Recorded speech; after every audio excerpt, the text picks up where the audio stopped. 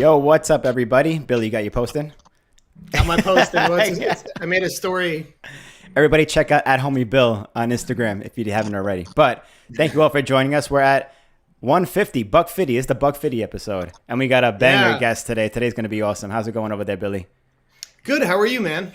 I'm doing good. It's a little gloomy, so I got my tea, but it works out because you got your coffee. So we got our morning routines going, even though it's technically afternoon here right now. We're 1 minute into the afternoon, so I'm a little slow. I see Layla in the background just hanging out. She's I didn't notice that. Well, I had to feed them early before we started the show so that they weren't hungry and feisty and jumping all over me during the podcast. So she's doing her after lunch bath right there. Yeah, I get that.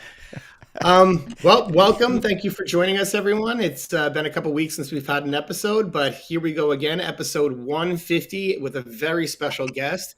If you didn't see our last episode 149 with Nick Riggle, that was a great episode as well. Loved that, going through everything with him. But super stoked for this guest today. This is a super old friend. I've known Carlos since like 1998.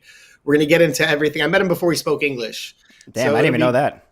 Yeah, it'll be cool to get into all that, his whole history, everything he's done, what he's doing now. But before we get started, please, if you don't already, follow us on all of our social media platforms. We have a Facebook. You can give us a like. We have a YouTube. You can hit the subscribe button and the notification bell if you like what you're hearing. Commenting, sharing, that all helps. We have an Instagram. You could follow us. We have an iTunes. If you like what you're listening to, please leave us a 5-star review. A 5-star rating. And you can also leave us a review. And we have a Patreon. You can be a Patreon for as little as $3 a month. When you become a Patreon, you have access to our exclusive content. After this episode, we're going to be doing a section commentary with Carlos on some of his old parts, and that's going to be exclusively for our Patreons. You're automatically entered for a free drawing to win something from our free online store. Once a month we do that. We're doing that today. And I finally slowed down after New York, after the skates and everything. And this weekend I'm going to film some exclusive Jump Street content on the Patreon for some inside out, some trick tips. Let's go. 3 pieces. So I'm going to be busy doing that this weekend. So now is a great time to become a Patreon. You can be a Patreon for as little as $3 a month. We really appreciate your support. It keeps us going. We've been doing this for over 5 years now. So I just want to say thank you to all of our current Patrons and anyone who's considering doing so. It's very much appreciated. So that's my spiel for today. Hell yeah. We checked our Jump Street messages today. We had a request for a inside out tip that I want to, now that my ankle's been better, I was out for like 3-4 months for the summer, but now that my ankle's better, I'm skating again a little bit. I want to get back into doing more things like that. So I'm taking that request. I'm going to do that one soon as well. But like Billy said, we do a monthly supporter giveaway, and this is the time to do it. So where is the wheelie wheel? Where is the wheelie wheel? Screen share. Here we go. I call it the wheelie wheel now, but I got everyone's name here from our Patreon, so everyone has a chance to win. And we have the winner this month is Art Garza. Hell yeah. Shout out, Art. Thank you for supporting. I believe Art's been supporting the show for a while now, so we're glad to give you something from our online store. So I'll reach out to you on Patreon and we'll get you whatever you want. A mug, a hat, a shirt, whatever it is, we'll get it to you. Thank you all for supporting the show. And I also wanted to say, I don't know if you caught on to this, Billy, but we have Carlos Pianowski on today, right? Do you remember our first WTF that we ever had on the show? The first one? Episode 1. I can't remember that. It's too long. Episode 150, bro. I don't know. That's 5 years ago. But I figured we'd do a throwback to, even though it's Friday. So we'll do a flashback Friday to our first WTF, which was Carlos. Do you remember this? The chainsaw? The circular saw, the Royale transfer. Right. So I had to bring this back. I hope Carlos enjoys that. This was our first WTF when we started episode 1. And I can't believe it took us 150 episodes to get Carlos on as a guest. Oh, my God. Shame on us, but hell yeah, I had to throw it back to this one. This is our first WTF throwback. So no, it's actually perfect, and I think we'll go through that with Carlos. But he was ready for one now. I don't know if he was ready for one in the past. So. Okay, even better. We got him at a good time. Yeah. All things happen for a reason, but I had to bring that one back. Let everybody know. You got to know your roots, right? Is that what they say? You got to know your roots, and our jumpsuit roots are with Our first WTF right there. So, hell yeah. Shout out Carlos. I don't think we have anything else at the top of the show. Did we miss anything, Billy? It just seems so quick, but I feel like that's it. I'd rather just jump into our guest. Yeah, let's get right into it. Should we just do that? All right, everybody. Yeah. Please, without further ado, welcome our very special guest, Carlos Pianowski. Hello, everyone. What's up? Hell yeah. What's up, Billy? What's What up, is bro? up? Good to see you. I like that intro. Good to see you too. Hell yeah, man. It's been sick seeing you like lately, just like still skating like crazy and getting out there. And, you know, I've known you a long time, man. We met back in like, I think 1998. Yep. Before, you weren't speaking much English back then. And I hope I still. I hope I have. I think I might know some English now, but might be all right. I think we can communicate. Okay, we'll figure it out. Has it been a while since you practiced English? Not really. I was in Europe at the beginning of the year, and so I had practiced a little bit. And always with music and movies, so I always have a little bit of practicing. Perfect. All right, so we got this. I'll try to speak as clear as I can without a heavy New York accent and not being too fast. But I'm going to have that problem. I apologize in advance. But Carlos, man, it's so good to see you. For those who don't know, Carlos is like one of like the OG hammer masters of like all time, one of the best skaters ever. He has iconic parts in like the FOR videos, Fruit Booter, so many different things that are just epic and amazing, iconic parts in rollerblading.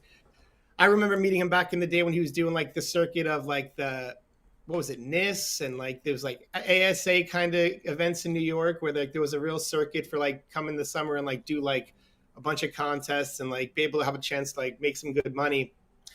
But I want to get into all that in your first time coming to America. But when did you start rollerblading? How did you discover it? And how did you, and where are you from? Like, you know, I know you're from Brazil, but like, can you give us an intro? Yeah. I'm from a city called Curitiba. It's Brazil, of course. And I started skating in 1995. I was just watching TV, and there was a cigarette commercial from Hollywood. Is how the brand was called. And there was some skaters that just cruising on the streets, downhill, and then there's a front flip over a car. And then I was watching, and I was really impressed. And I was like, whoa, I really want to do that. And it was a time that everyone was basically getting into blading, and I just jump on it, just hop, and never stopped. Sick. It's so funny, like a cigarette commercial. That's pretty funny. You wouldn't connect that with rollerblading. I don't think it's not legal in the United States to do like cigarette commercials. So to have that combined with Here in Brazil, they're banned. Oh, they're banned now too. Okay, yeah, same.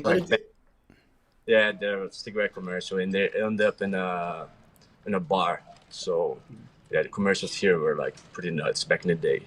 Yeah, that's funny, and that's funny just to connect that with rollerblading. That's interesting. I never heard that either.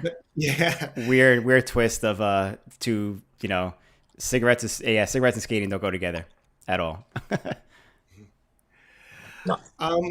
So somewhere along the way, you obviously like got really into it. You got really good, and I think when I met you, which was I believe 1998, you were kind of pursuing the United States and maybe international contest circuit. You know, you were doing the NISs, you were going along the East Coast and doing them, and maybe flying out to California, skating the big kicker.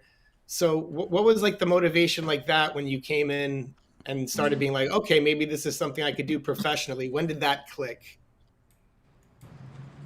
I cannot really describe it one certain point. It's just like before 98, That was the time that I went to US. I was already doing good in contests here in Brazil, and I was already a Brazilian champion and from ASA Brazil. And then I tried out. My friend Hélio Fagundes, o velhinho, he was going to an ASA in '98, and then I really want to check it out and see if I had have a level enough to compete to skate with internationally.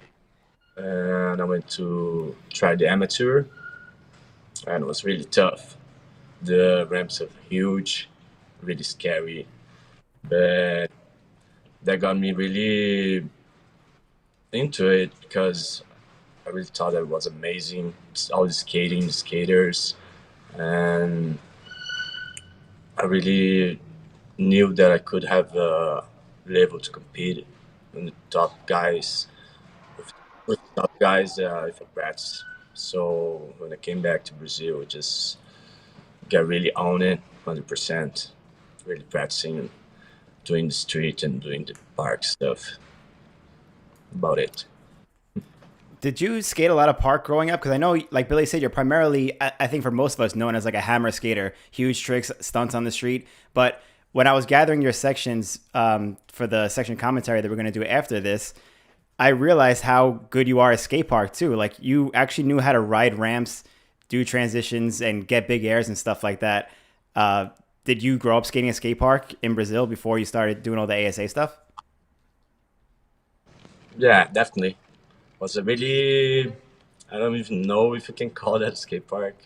It's a really crazy bowl with steep ass ramps and really rough. So it's basically skating street. And then, whenever I skated like a wood ramp, I would just like kill it because I thought it was like really easy. And I really practice like a bunch, spins and all this kind of stuff because I really love street skating.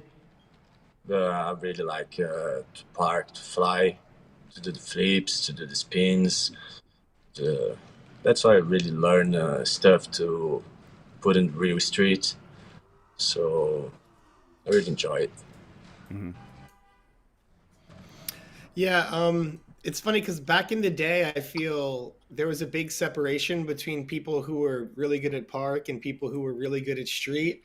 Like people, a lot of the people who were really good at street really didn't have access to skate parks, and some of the people who grew up on parks weren't able to skate as well on the street. But I remember meeting you back in the day in '98. You were skating like beige Solomons, and you were ripping down rails, had all the technical tricks, like even like alley negative kind grinds, crazies, all kinds of stuff, true spin, fish brains, all this. But it was during the time of the big kicker in at the NIS events. And I remember there was only a few people that were able to rip that. You were one of them. Like Jeremy Pettichini was another one. But like us, like the New York street skater kids, we like stood away from that. It was like the huge drop in, like 50, 60-foot drop in to a ramp with the gap in the middle. So I don't know. It was cool to see you like shining on that. Was your push back in the day to try to be like ASA pro, or was there even like the thought of like street, trying to push it in street like on a bigger level? Like what was like the ambition during that time? For real, I was chasing to be like the best in the park in the street, best I could, at least for me. But I would try to. I really wanted to be like a champion, and then I really like big stuff. Sometimes it was hard to me to do lines on the big parks on the ASA and stuff, because there was no much big parks like that to practice. So it was pretty tough, and there was really good park skaters that just kill it. So I really tried both. I never got like never stopped one to be more than the other. I really enjoyed both, basically the same. And my ambition was like to be on the top, the best, and be a really good professional, and to really stood up well, my kind of skating to be different, to put on some metal and get crazy. Yeah, I was gonna say like, I think when your first part came out, that introduced you to the world. If I'm not mistaken, it's the Daily Bread video, Quattro, right?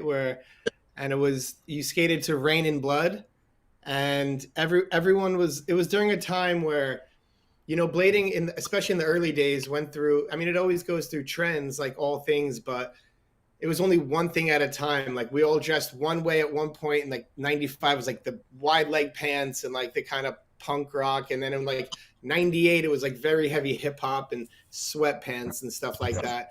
And you kind of came out and was like the first person. You're the first person I ever saw skate to Slayer, which is super tall order. Like I feel like not many people could do it. Like you, Jaron can do it, like John Bellino, but like and maybe a few other people, but it's like really hard to pull off. You need a certain kind of skating for that. So what was that connection? Was there always a connection between like your love for metal and rollerblading, and how was that received by the rollerblading community and the people you were working with at that time? I don't know, man, because I always liked rock and stuff, but that was like time that I started skating. That was like the first concert that I went to. It was a CDC concert, and that really changed my way of like seeing things, skating. Way too much changing. So I always skated my headphones on. It's use it because I really focus more on the tricks and gets me more like joyous.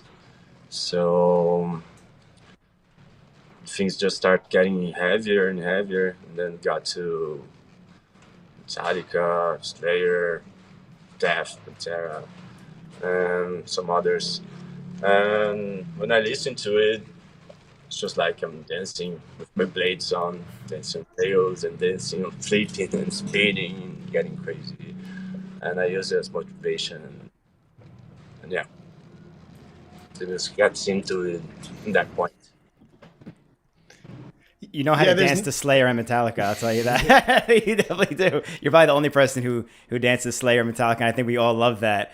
Did you say that concert was an AC/DC concert? Is that what you said? Yeah. So that would big concert, AC/DC. That would pump anybody up like crazy. I've watched so many live AC/DC shows on like YouTube and stuff with like 50,000 people crowds. But you said that got you like pumped up to skate. Was it just the motivation of just because anybody who's been to a concert knows like what you feel when you're at a concert, like you leave getting pumped up. Was it just that made you want to skate harder? Was it something else about the concert experience that made you want to skate a certain way? Yeah, the experience of the concert, all the aggression from the guitars, and there's like all the crowd going insane, mosh pit, and all that stuff. It just put up some energy inside you, and whatever you listen to the music after you went to a concert, and then just remember, basically feel it again, and it makes you makes you happy to skate, and you just remember good times and rock it out. Yeah. Yeah, there's totally something that music does to you when we're skating. If you're listening to it, if you're in the gym, if you're like riding the bike like long distance, it just gives you that extra burst. And depending on like what the music is depending what kind of style you're going to bring to skating. Like if you listen to some hip hoppy stuff, you're more bouncy. If you listening to some metal stuff, you're like you just got that energy to like let's rip, like let's tear it down. Yeah, I used to watch your FOR section. I want to get into all your sections, but I used to watch your FOR section before I was filming for like the Mind Game video back in the day. And I just used to fast forward, just watch that section, the Nirvana Sappy section, which we're going to, I'm sure, watch after this in the section commentary. But and just like watch that, and just that music and the skating, I would just like bring that with me. It's just some of the highest level, highest energy stuff. But That footage is online, by the way. I think Billy. I think I have like remember the old videos I used to make. yeah, There's like footage of us at your mom's house, and I think you were sitting there watching Carlos's section on TV. But yeah, and you were like studying it too, like super focused. Like I remember those days clear as day. You know, like just watching your section, Carlos, in that video, and just how hyped it got everybody to skate. And Billy, like you said, used to watch that section all the time, just get hyped up for filming for whatever video it was. I guess it was Mind Game at the time. yeah, yeah. Um, That's good to hear. yeah. Thank you, man. But yeah, so let's talk about. I want to get into your other parts, but before we do, how did you end up meeting with the FP crew, like Joe Navron and Josh Petty? Because, like I said, during that time in rollerblading, it was like very hip hop heavy trend, and their crew was like very like hip hop based, and in the fashion and in the approach to skating and the music they used to their edits. And then here you are, this like super metal guy from Brazil, like listening to Slayer. So, how did that connection happen? Man, wow, I cannot remember exactly. I think it was in some contest. Maybe it was the Nice, the or no, the Carnatic trick maybe. Yeah, I think the Aaron one with disaster fast slide. There was the looping, and I think I had already met like Aaron and all the other guys, Shar on the street and parks. But then I met Joe Navran, and he asked me if I want to do a section, and that he liked the way I skated and on the quattro, and that I could stay with him and film for an edit. And I was just like, whoa, this is kind of unbelievable. Yeah. To skate with FP guys. At the time, I was in San Diego. And then I could not say no. I just went for it, and it all came out fucking nice. Yeah, I gotta say, like, one of the things I appreciate about not only the FP guys, but a lot of the people who made videos back in that time, they had like themes behind it. And you were they kind of made you to act in some of these things, you know. And in Fruit Booter, famously, when you attacked Frankie after he called you a fruit booter, and you attacked him and put him in. Oh no, you were attacked. Yeah. You called Frankie a fruit booter. He attacked you, put you in the car, put you in a straitjacket, and then you went and you front side that. Don't hate me because you know rollerblading's easy. Don't hate me. Yeah. don't hate me because rollerblading's easy. And so what was that like when Joe asked you to act in that, and how was it to grind a big drop rail in a straight jacket? Yeah, the acting was like I think was more scary than real. Yeah, because it was basically it's not like we just made it. We didn't like plan or wrote something before, so we had idea. We just went filming, and he would just say, "Do this, do that," and we would do me and Frankie. So that's how it came out. It's pretty nice. And then that was the straight jacket, and that was like I don't know what was going on. I don't know if it was Halloween or something, and we came up with the idea. Me and Joe. I said about it to Joe. That would be sick to do a rail with a straight jacket. And he was like, "Oh no, are you kidding me?" Something like that. I was like, "Fuck yeah, let's do it." And then he went to get one to rent one, and then we did it. I did a bunch of times without it, just with my arms crossed, so just to make sure that would happen. And the only thing that you cannot do when you try with someone that's like falling forward, basically. Yeah. So I think when I put the straight jacket, it was like the third try, because the 2 times like I rolled away and fell on my ass, and that was it. It came out nice. What was it? A real straight jacket? Yeah. No way. You thought it was fake the whole time? I thought it was real. I thought it was a long sleeve white shirt for some reason. Nah, it was a straight jacket. He got in I don't know, he rented. What? So legit tied up. I was gonna ask whose idea it was, but you went through that. That changed my whole. I swore. Wow, that's what's up.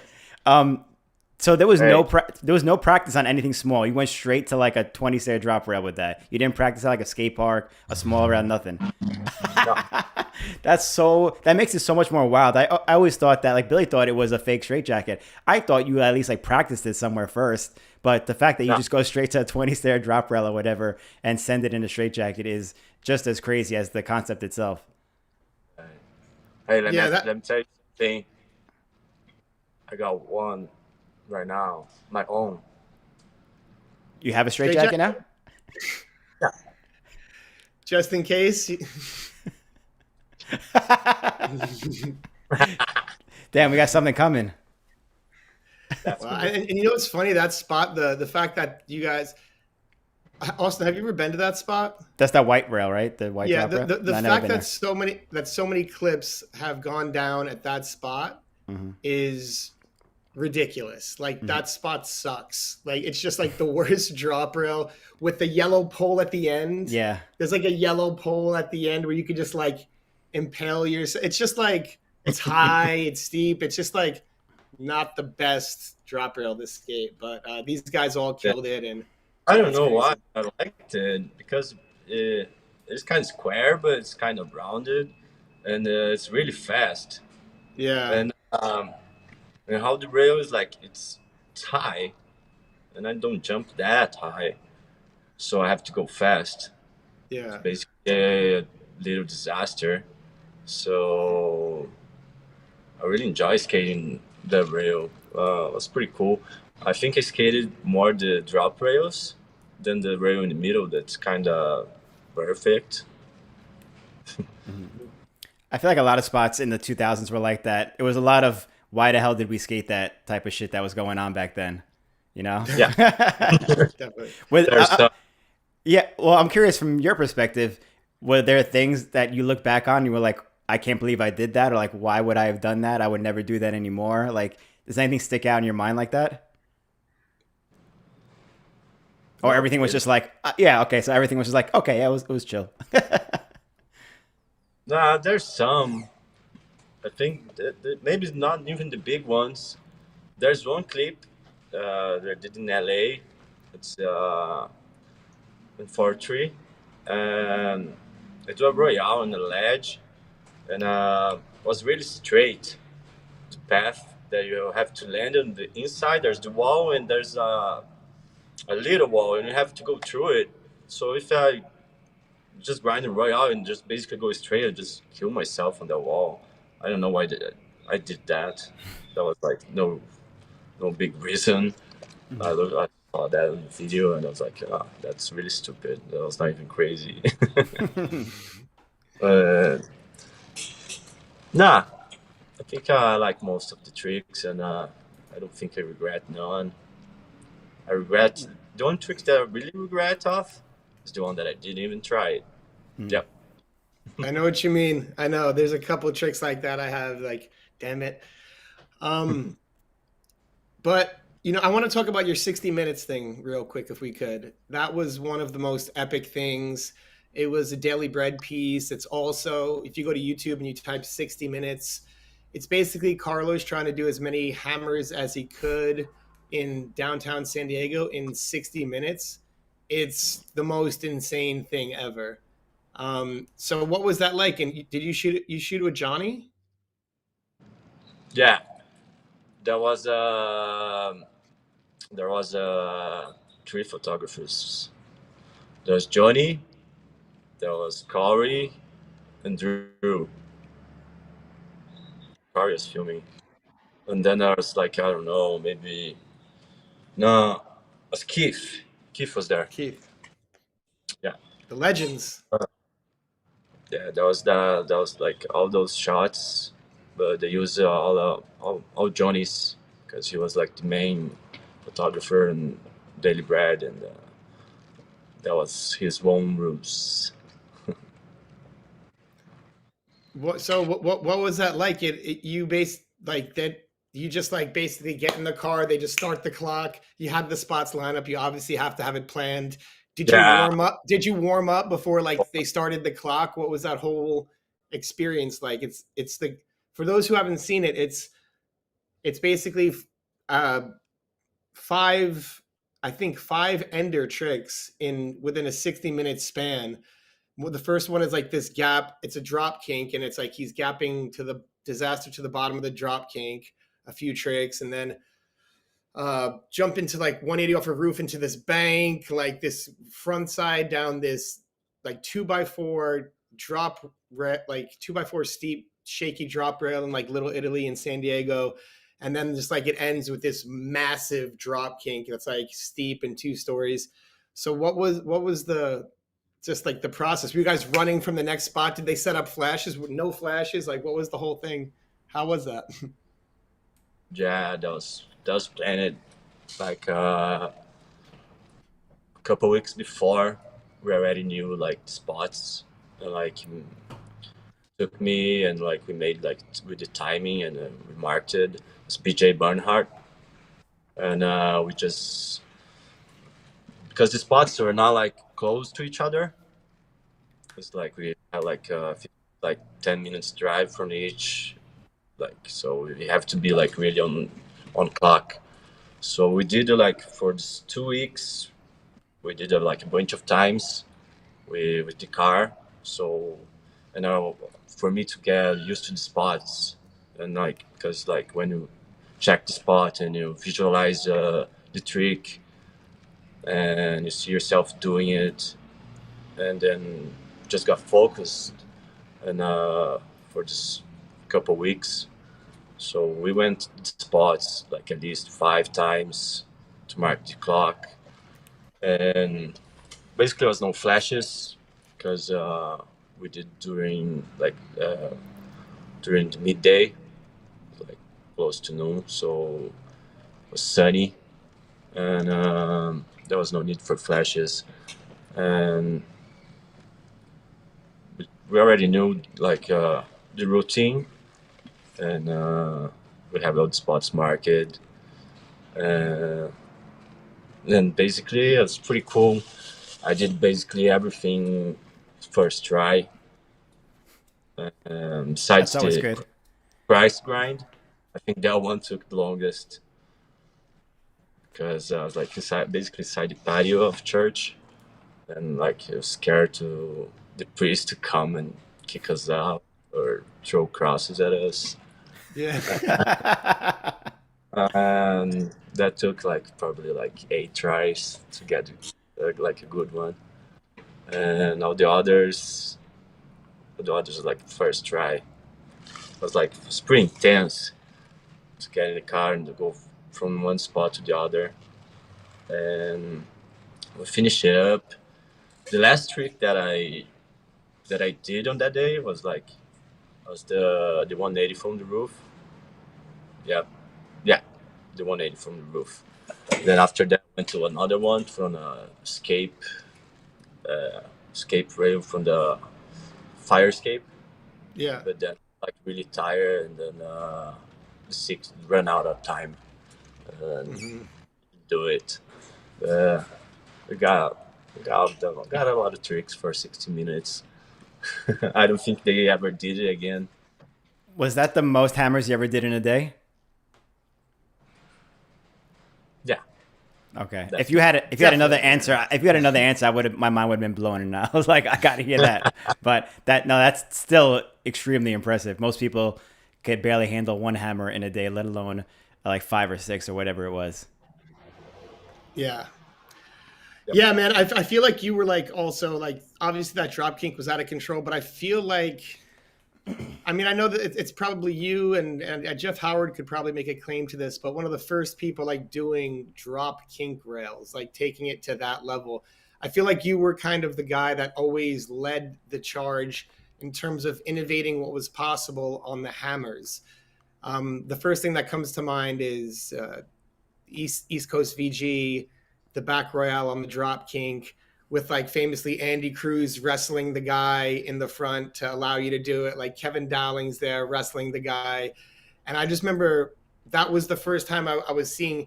I mean, drop rails were a pretty big deal at that time, but drop kinks were just like unfathomable. No one was doing it at all, and so for you to be doing that, I was like, what is this guy on? What is this guy's level?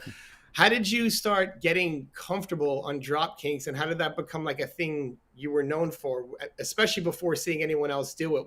What gave you the confidence? Just just work my mind on it.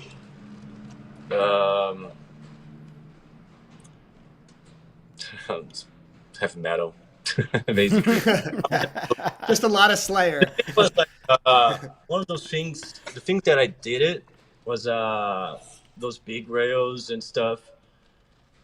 A certain point of skating, I got fucking sick of people from other sports saying that rollerblading was easy.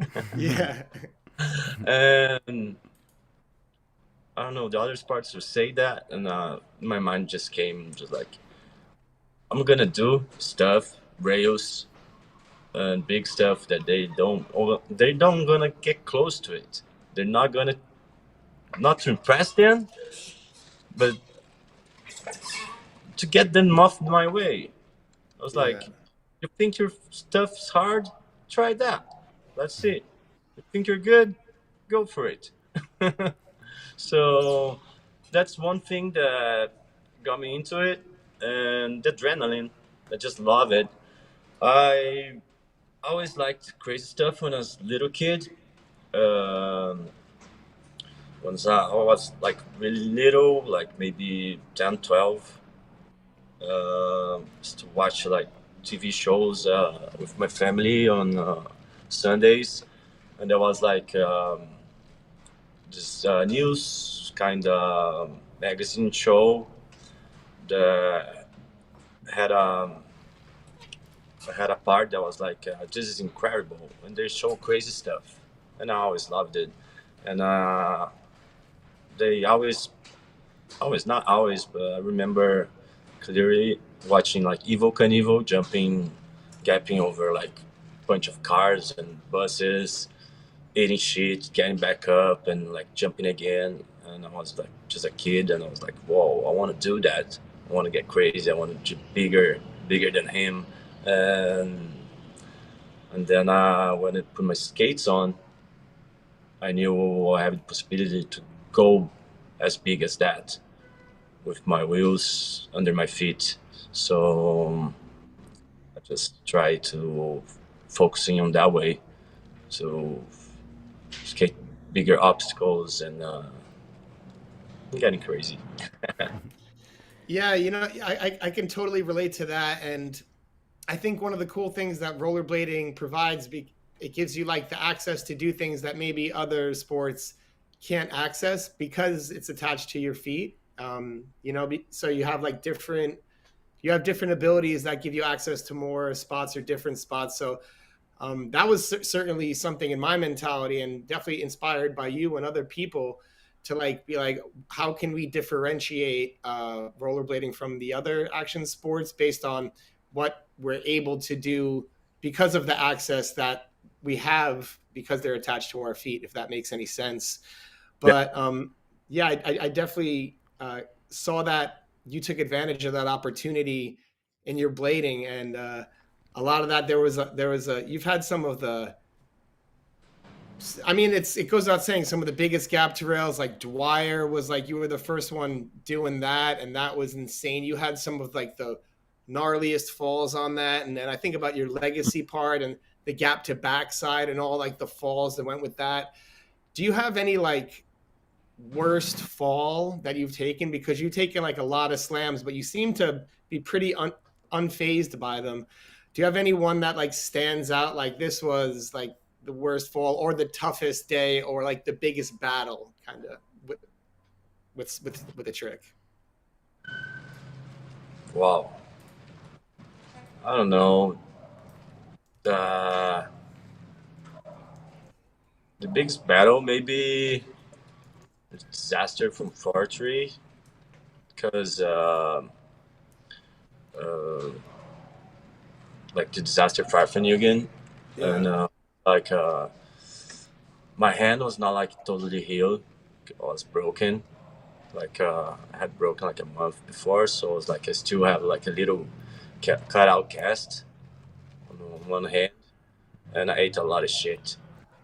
That was like really took some part of my bodies there, but I don't know. The worst falls is just basically like really hurts. Probably the one that I broke my kneecap. Just like a wall ride transfer on the skate park.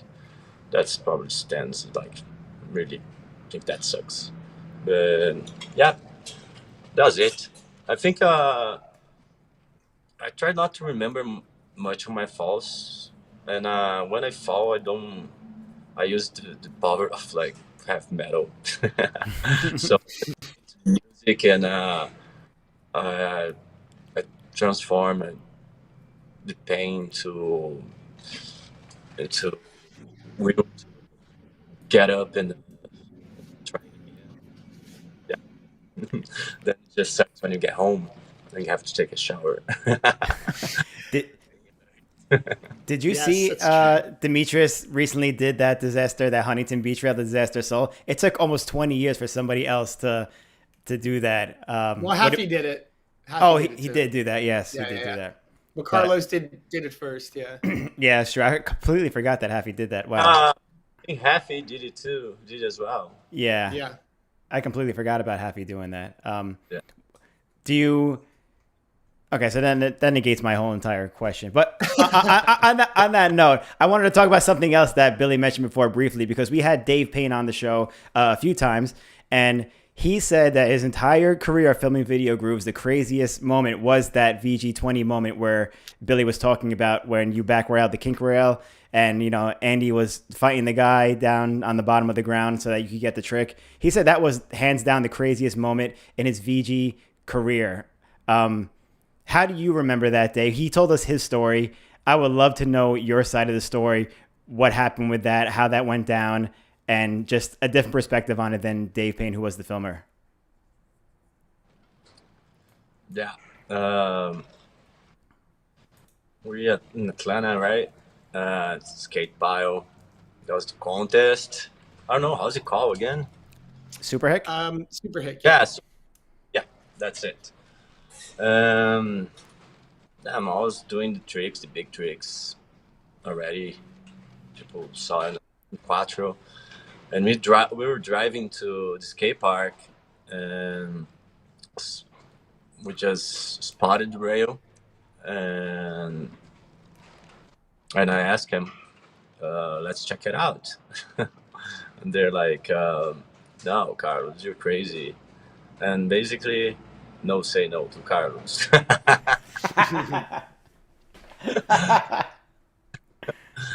Then we went look for it, and then it was behind the fence, but we could go just like around it.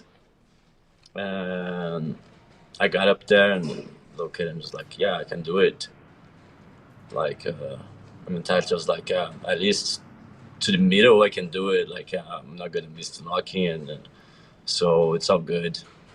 The rails are rusty. Yeah, that really hurts after because it took some skin out. And we just got one. to have a thing from VG, Video Groove Magazine, filming it. Video that I've been watching all my life, and that just I didn't have time. I didn't have one question of trying or not. I'm just like, whoa, doing it for VG, and like I always had a dream to have a profile on it. I still have it because I don't have a profile on VG. Yeah. What's up, Dave? Let's do it. We still have time. It was really calm. I was in the back until the lady comes from the door and said that like you couldn't be doing that. Um and basically, oh no, didn't took too many tries to went to the end, but I ate shit pretty hard. And then the guy came out and he tried to stop like on the end of the rail. So that's when Andy Cruz came on, and they tried to start pushing each other. And I was like, uh, I don't know, such a confusion because I was like, I knew the cops was already coming, and like I was like, oh, I have to do it, and just jumping and they're fighting. It was like, oh, I couldn't like focus like really right. Just put the music on and just did it.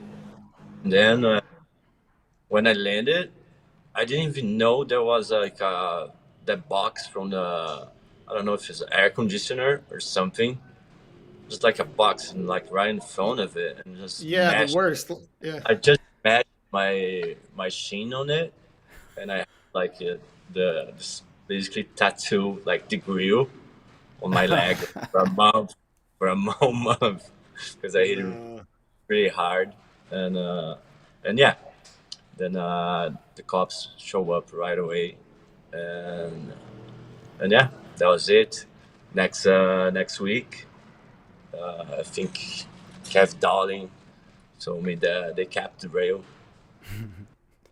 Not like anybody else was coming to do that, but they kept it for no reason. I was gonna ask, did when something like that's happening, there's legit a fist fight going on at the bottom of the rail, like that distracts you, that amps you up, like you had to still go into your zone and focus it. Like I feel like almost in a way, if you saw like your friends being on some guy, like yeah, you got my team, like we're a team now, we're gonna get this, like kind of amp you up, you know? Basically, I was just like really impressed. Like I was just because I couldn't do it, I couldn't try if the guy were like just standing on the end of the rail, because it'd be worse if I just like dropped the whole rail and just hit the guy or basically killed him. And they were fighting, so I just tried not to look at it and just focus on the rail. And it's like, well, right now I can do it. Uh, they're not like really close to the rail, so if I fall on the drop side, I won't fall on the top of them. So just go for it. So that's how I got focused to do it. Yeah, it sounds like just a big mess of testosterone and adrenaline, Hmm. and everyone just like super stoked on what's happening, and everyone just like woohoo! Like, and you're also in the South in America, which can get pretty, so they can get pretty wild. Yeah. Um, a couple more. I want to get into a few more things. First of all, if you're watching, please hit the like. Um, yeah, but so there's a clip. I believe it's in at the end of FOR, your section, where you go pretty much as fast as you can on rollerblades into a patch of cacti, into a cactus, Oh yeah.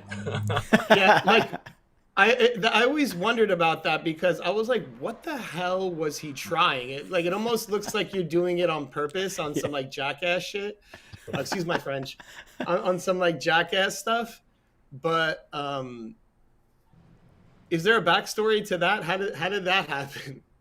What were Yeah. you trying? I was like getting some pictures for Crazy Roller magazine, and that was like a downhill to this bank, and I was just going to the bank and doing some air, and dropping back in. So as I'm coming downhill to get speed to air on the bank, I can I saw like from the side of my eye a car coming, and if I would go to the bank and and try the air, and I would come back and get hit by the car. So I just went to the dirt. I did not know there was a cactus there. Oh my I was god. gonna stop the dirt, and yeah, I just fell in the cactus, and that really sucked because when I they shit on it, like it really hurt to get like the cactus inside. But to take those things off, oh my god, I almost cried, shed a Oh my tear god. because it's like so many spikes on it, and the spike has like those grips that like won't come out. Ugh. Yeah, that was really painful, and like I stay with like the spikes on like some spikes that broke inside like my hands, like my leg. I stay with them like for weeks, like until like No. it really sucked. So I was Oh just my like I god. air and saw a car coming, and then like I went to the dirt, and unfortunately there was a cactus there. I feel like that's one of the worst skate falls you could have, and it wasn't even you doing a trick or anything. Like you just were avoiding a car and didn't know there was a cactus there. That's that's insane. I had a similar story. I was skating in Colombia and I was doing a rail, and the first time I finished the rail, I didn't even notice. I was like, okay, I'm gonna stop now, and I didn't notice there was a barbed wired fence at the end of it, and I happened to just put my hand right out. There's a tree there, and it went right in between the barbed wire fence. And I was like, oh, I could have just gotten destroyed right there if I didn't notice that. But it's always the stuff that you don't think about that could just fuck you up, and it's not like the trick itself, you know? Yeah, there's some traps around. Yeah, people are booby trapping us. Yeah, that's I definitely remember feeling your pain when you were pulling it out and like there's nowhere to grab it because it's all has spikes on it. So you had the shirt around it trying to pull it out, and you made a sound of pain that I just felt. It was like ah, and I was like ah, that's not good. Um, yeah. So yeah, you went on like a ton of huge tours, like all over Europe as well.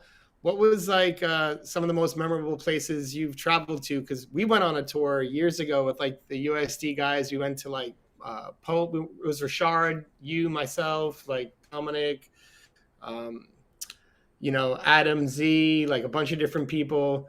So like, what's like one of your favorite or most memorable trips that you've taken for skating? Araucaria. No, the city right here. No, I don't know. Probably maybe Russia. Mm, It's just like I think I never imagined that before. And Moscow is just like everything's so huge and so I don't know gigantic. Really puts you like makes you feel kind of small. It's just like so uh, monster. It's pretty cool. I think that was like probably the place that like I never thought I would go one day in my life. And I was there, and it was like really cool, just because of skating.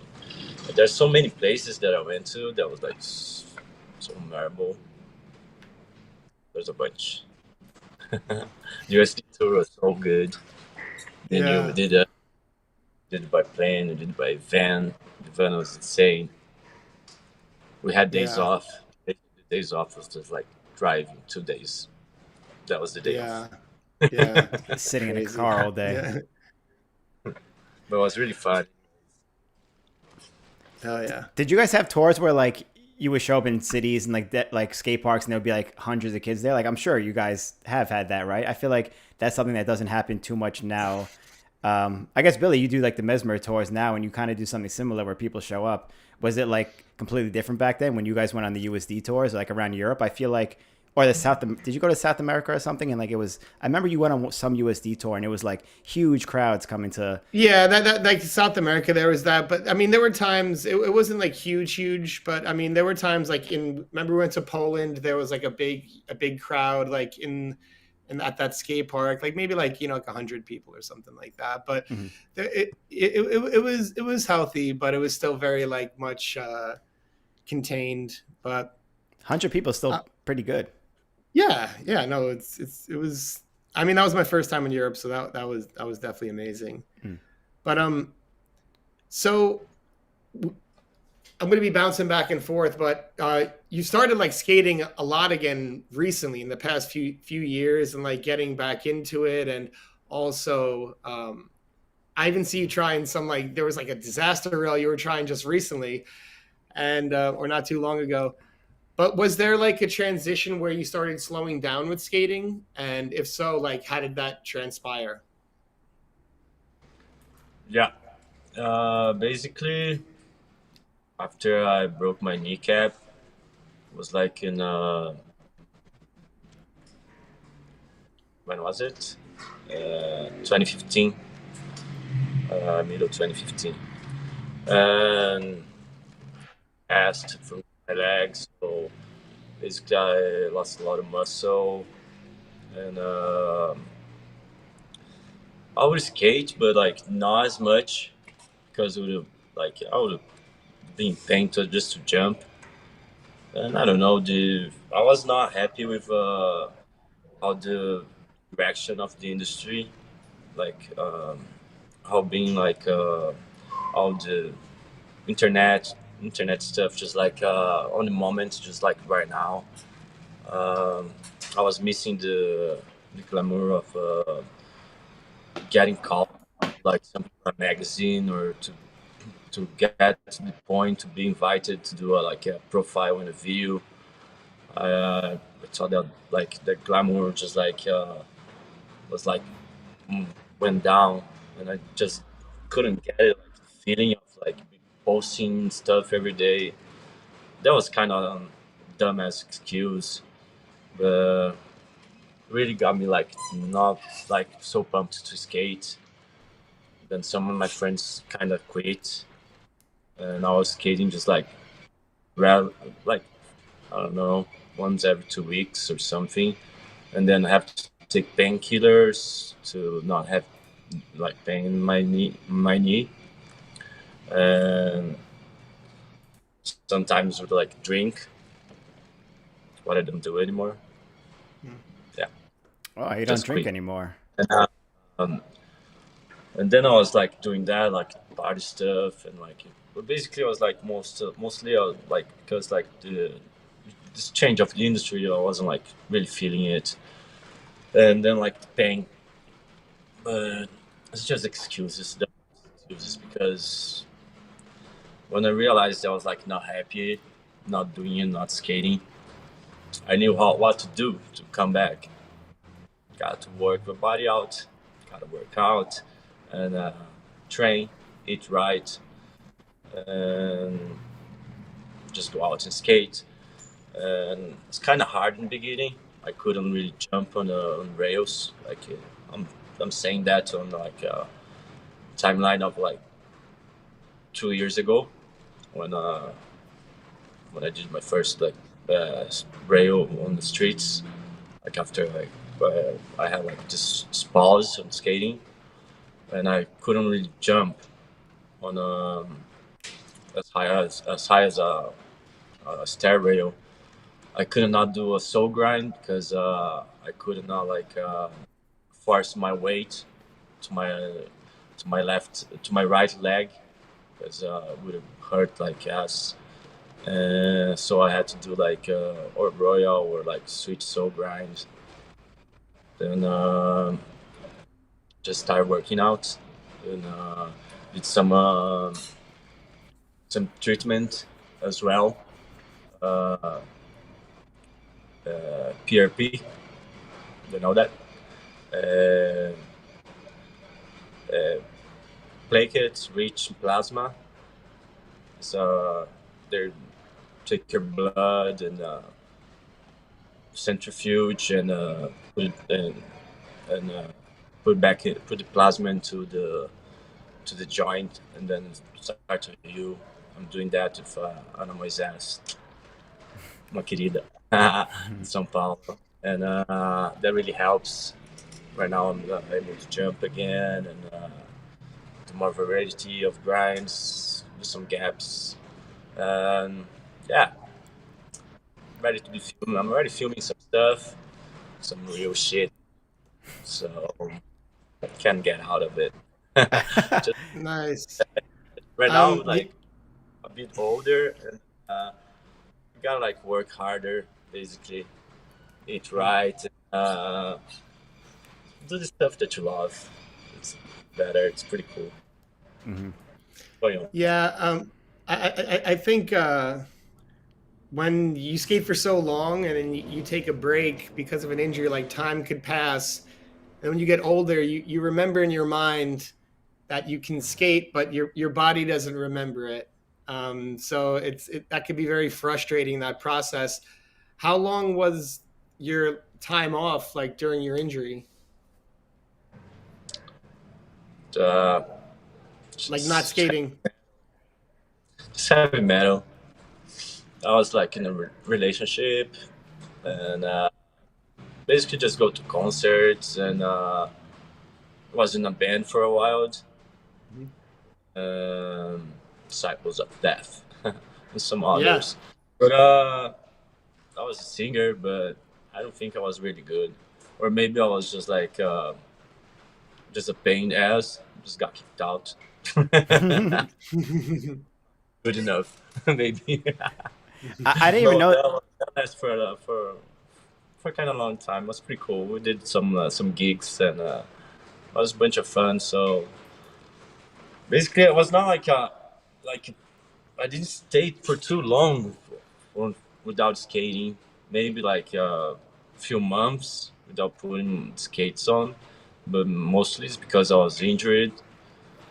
But I couldn't. I wasn't practicing my body, so I would just go and eat shit, get stitches on my shin and stuff like that, and just get frustrated.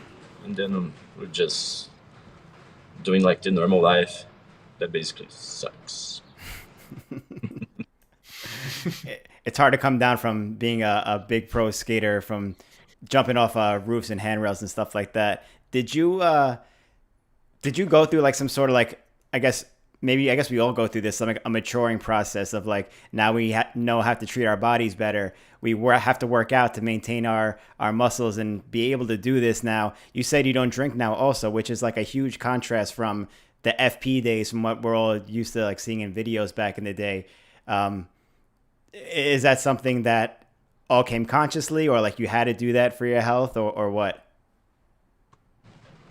Yeah. Yeah, it's a horror story.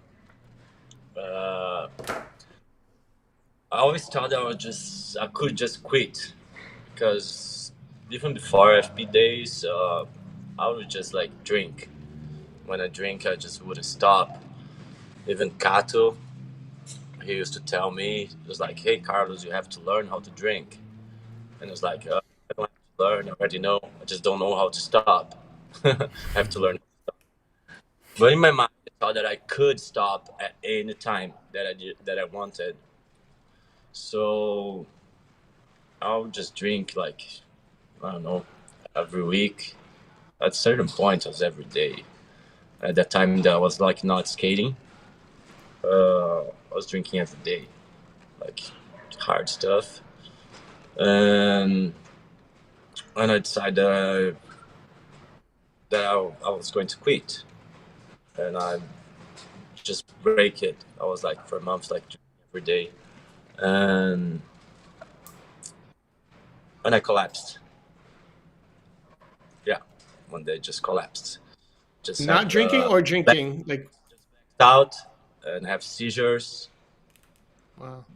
eating my tongue, biting it, and shaking on From the from ground. from From not drinking or drinking? From like the withdrawal or Yeah, withdrawal. Oh from wow. withdrawal? That was like, and then we'll just wake up in the hospital, and Wow. and at first doctors didn't know what it could be, if that was from withdrawal. So in the lapse of time of I think a year, I had six, because I would go just get out of the hospital, go back to my normal life, um, being not drinking.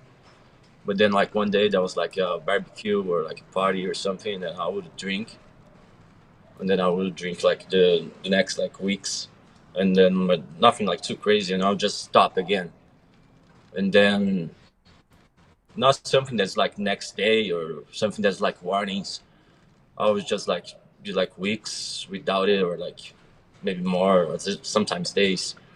Um, Out of nowhere, just like just collapse, just seizures and hospital. And then the last time, uh, I think that was the sixth, at least six times that I went to the hospital. That was pretty tough. Uh, I was tied up to the bed because they told me that I want to run away, and I have a drain to urinate. Wow. I was wearing diapers. Yeah, and I had no mind, because when blackout, you just like your brain just collapse, just like electroshock. I didn't know like names, numbers, basically from phone, and I lost my north. When I got back home, I didn't know uh, which direction was like the store or like the bus terminal. Like really, I lost a lot of memory. And then we did like all the tests and exact. Uh, and like at the time after the first one, I was taking like the medicines to help not to not drink, to not have issues. And then when I drink, that's what happens too. Then when I stop both of them, then that's what caused the withdrawal. With all the tests that we made in the hospital, it got consumed. That was like from withdrawal, and yeah. Then I put myself in a rehab. I stayed there for like a few weeks.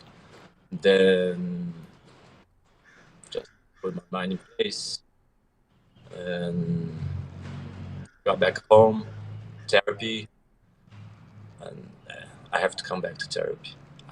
I stopped for a while, and that really helped. And that was a whole process to get back my mind back on, because I would try to skate and the reflex wouldn't work. I would try a trick, and my mind would be on the locking still, but my body was already on the ground, like falling. So I have to adapt, and I can get through all these bad times. And yeah, all Wow. Well, that. first of all, I just got to say thanks for sharing that. Yeah. That's a huge personal thing that I honestly didn't know that you. I knew you were drinking and were sober now, but I didn't know that you had gone through all of that as well. That's. How long have you been sober now?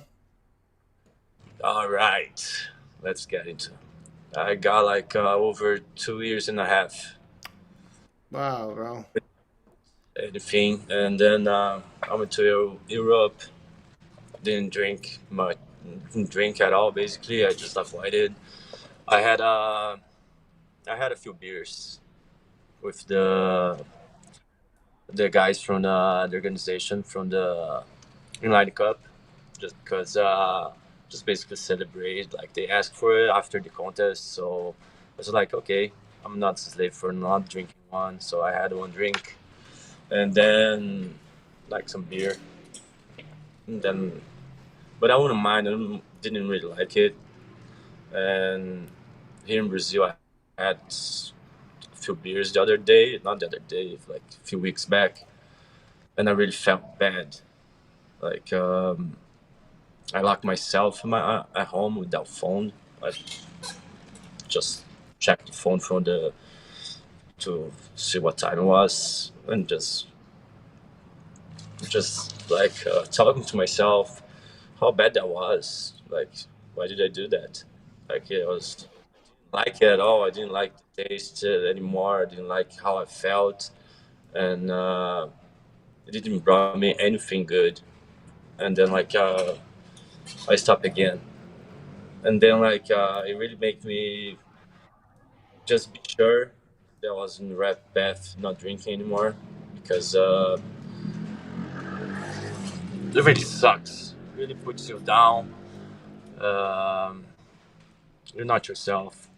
Now has been like maybe a few weeks, and since that episode, so I don't know. I don't even want to count anymore. I just don't want to drink, and I'm Yeah. not going anymore because I feel much better, and I do more stuff, and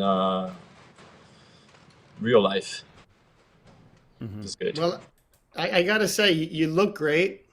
You know, I know what what it's like to see someone who looks beat up from drinking, and you look great. You look healthy, and it sounds like it's been a challenge, but it definitely sounds like you're on the right path. And I'm sorry you had to go through that, but I'm glad that you have something like skating and this community to kind of motivate you to do the right thing and stay healthy and take those steps to maintain that. Have you been going to like the gym and stuff to like get stronger? Like, have you been doing exercises to get your reflexes and things like that back on point? Yeah, definitely doing all the right things, gym, eating right. I'm basically vegetarian now. Wow, that's crazy. I Yeah, I mean, have really good fun. Has been like over like a month and a half, and I feel much better. I'm doing the gym, working out, and all this kind of stuff. Did some yoga. Um, yeah, hardcore Brazil. It's basically healthcore Brazil now.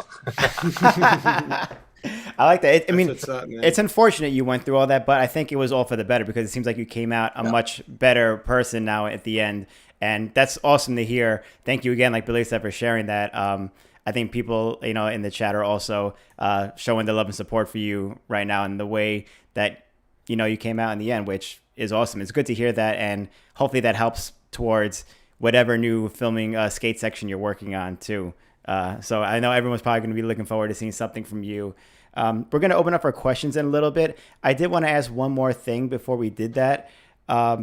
I noticed that there's a lot of youth coming out of a lot of youthful talent coming out of Brazil now, and I've seen you even skate with like people like Nicole. I know Danilo Senna's from Brazil too. I've seen you with other people, kind of like, I don't know if you want to call it quote coaching the youth or like kind of showing them around the skate park. What has that been like? What do you think of the youth now and how skating is in 2023 moving on? Yeah, man, it's pretty cool. Um, I got myself into this. Started just giving some tips, um, calling kids or friends to do some trick that I knew that they could do it, and and to make them progress. And I saw that I had the touch to make them get up the level on skating for them. And there's a lot of kids right now that like I do some like counseling right here in my city. There's Enzo, Nicole, some others, and I always like sometimes uh, to give them some of my experience, show them how it was done, how it's done, they can make it easier. Because before I used to just go to skate park or whatever skate and just think about my skating and put my headphones and just skate for myself and just practice. Right now, I just get really happy when I push someone to do a new trick. I get really happy. Just as much as or more, even more than when I do a new, because they got really happy and like, I put my little touch on it. So it's pretty cool, and they get happy. And like, there's a lot of new kids here in Brazil right now. The old dudes are coming back, the old ones. So I'm really happy to help everyone that can get into blading, because I don't know, it's so good for me at least. It doesn't matter if you're pro, if you're amateur, if you're a kid, if you're grandpa. Skating is life, and it really gets you off from the confusion of life and give you peace. And it's just helping people to skate. It's just like so fulfilled with energy. It's pretty cool. I'm really happy. That's awesome. that's an awesome answer, man. Skating is life. It gives you life, and it's that combination of mind and body, and then putting it into action and focus and all of that coming together, and then the self-expression involved, and the just the playfulness that you can have. It's like a link directly to your youth, but a link to like meditation as well. It's encompassing so many things. So I'm just so happy that you have that opportunity to share that with the youth, and that's it's such a cool thing to be able to share that, the joy of what skating can do and like the healthy aspects of it. Yeah. So I love that answer. I also just wanted to say this. I just realized first concert, right? Boom. What? I didn't even know. I didn't even know. I was like, I just leaned back and I was like, oh, we're in an AC/DC shirt. Yeah. Sick. You rock. You cool. rock, dude. Yeah. So I think we're going to open it up for questions if we can. Do we have any, if that's okay with you, Carlos? Do you have any Patreon questions? Yeah, we got a few Austin? Patreon questions. We prioritize these we ask a few days in advance if anyone has any questions for our guests. So we have a few from our Patreon. First one is from Samuel Brownlee, who asks, what is the scariest trick you've ever done? And what is it about stunt skating that keeps you coming back to it?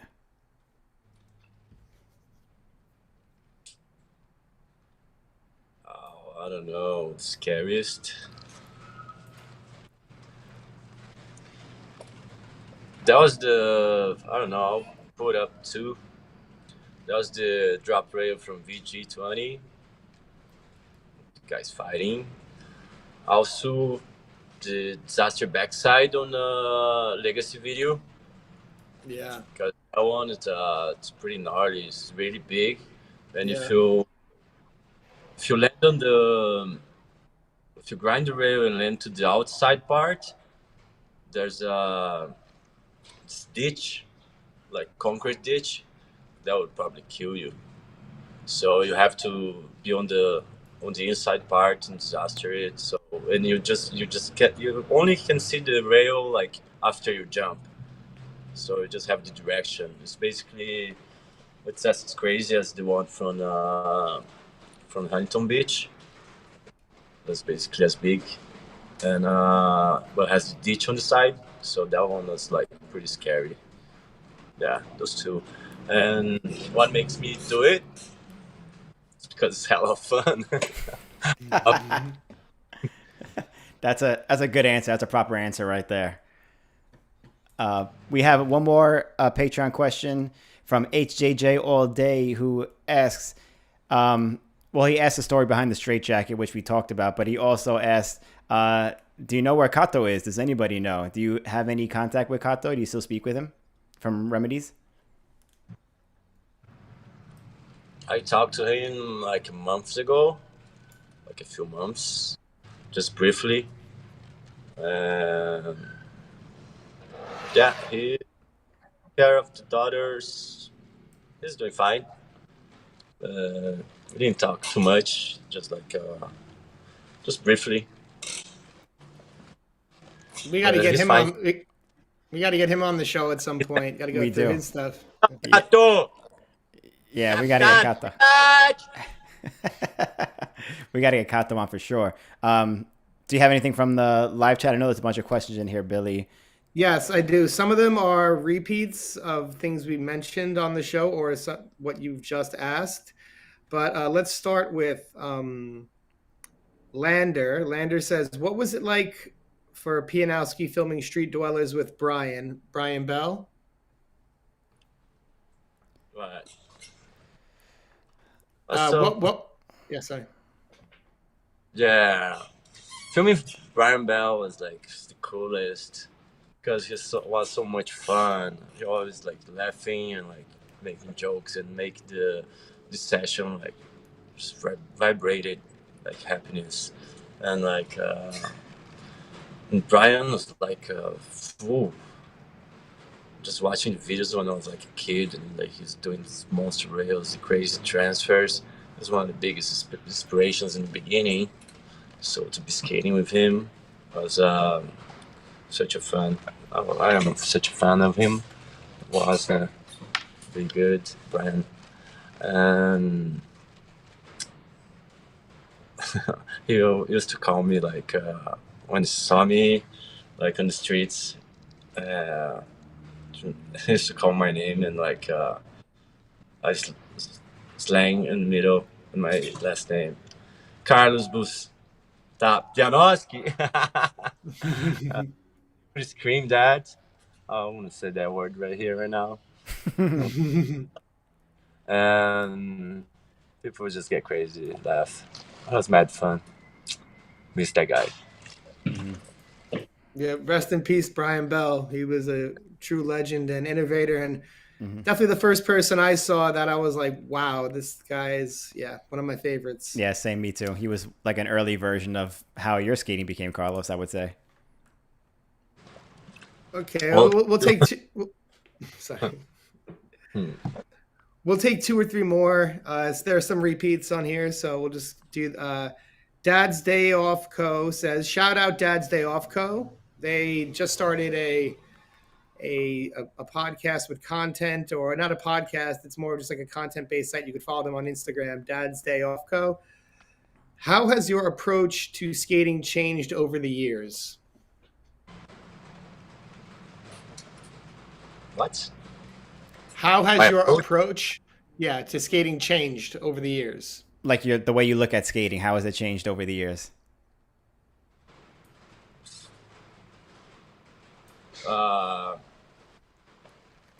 I don't know. Let's see.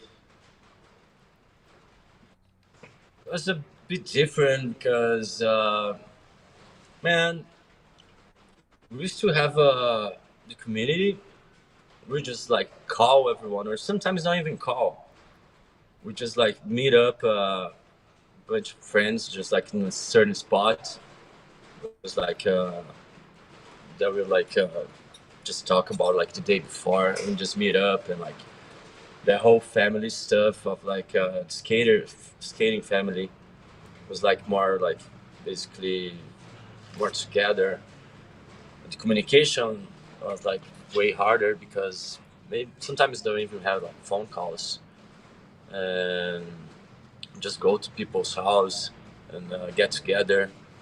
Right now with all the access, the internet and stuff, you get to talk to more people, but you're not really with them, and that makes like kind of separates like the universe. So people more often skate like by themselves than like together, because like I don't know if they feel like they're skating with people together just because they're watching the clip that they did that same day on a different park, but they're not skating together. They're just like doing post on the same day, and they like talk to each other. But that kind of friendship, I think that like changed a lot. I think that's like kind of that sucks because until these days I like to practice sometimes alone if I have to, but I like to skate with my buddies, have a good laugh, and have the lifestyle. I think that changed a little bit, um, but that's just a matter of getting together. Nice. We got a super chat from Lions Den Media. It's been a while since we've gotten a super chat, but just so you know, we still split our super chats halfway with our guests. So anything that you send in, we will give half to our guest. Lions Den says, first time seeing Carlos during ASA Huntington with the loop. Grob got a lot of attention.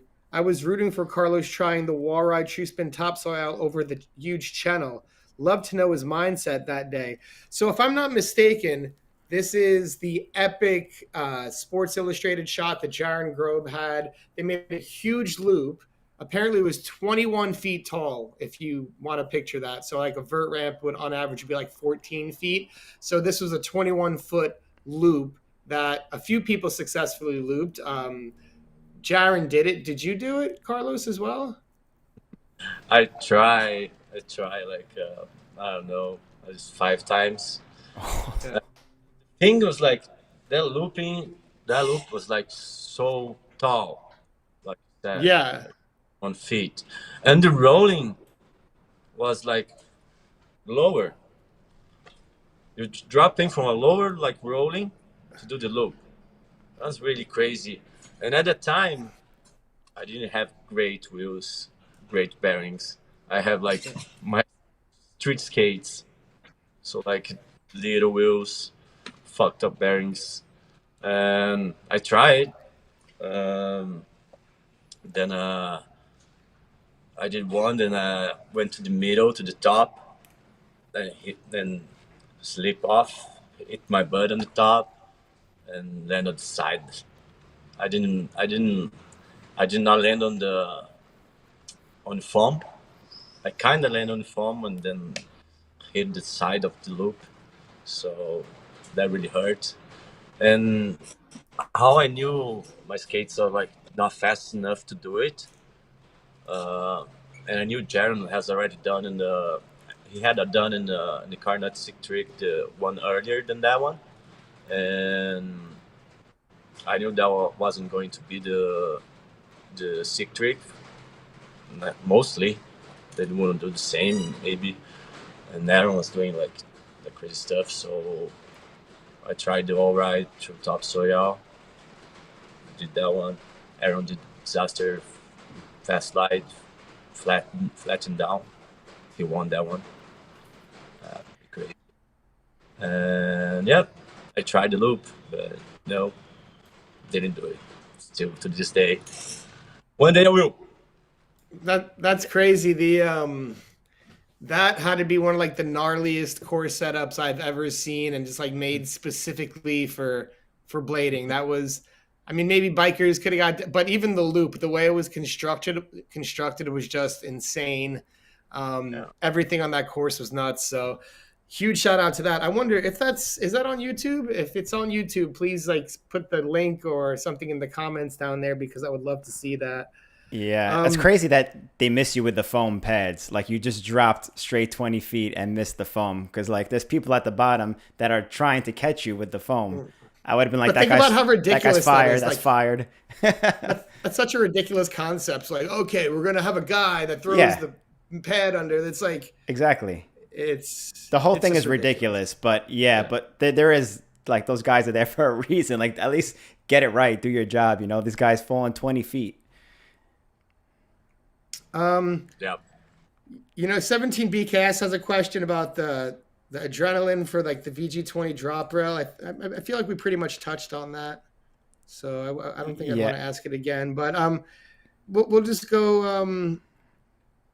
Okay, we'll do Shitbox Diaries. This will be the last question. Any other stunt bladers from? Excuse my French. Any other stunt bladers from Brazil? Some OGs.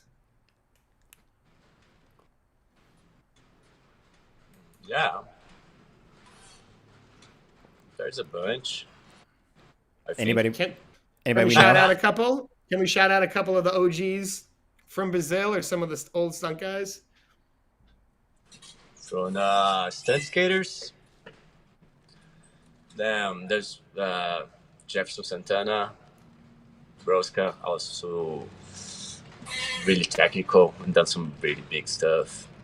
Daciel, Jesus, Santiago. Um, there's so many.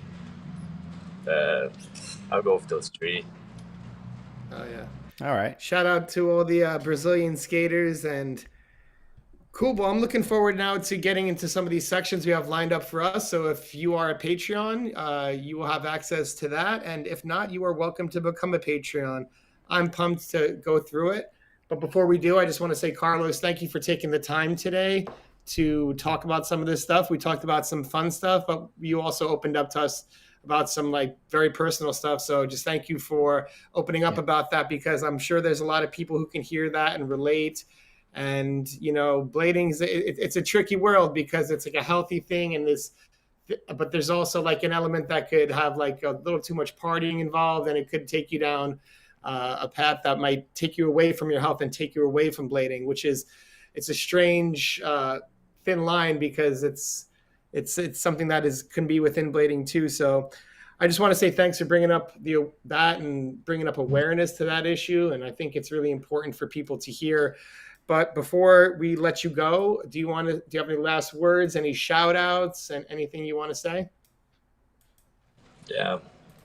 First of all, thank you guys, Jump Street, Austin, Didi. You guys rule. Love you guys.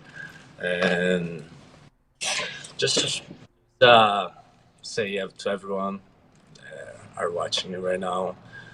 Thank you for watching it, and keep rolling. Put your mind in place and have fun.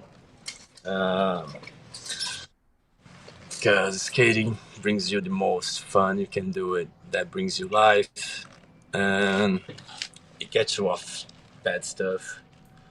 I want to thank everyone that helped me, even the ones that are away. They're still here. And thank you. Have a great week.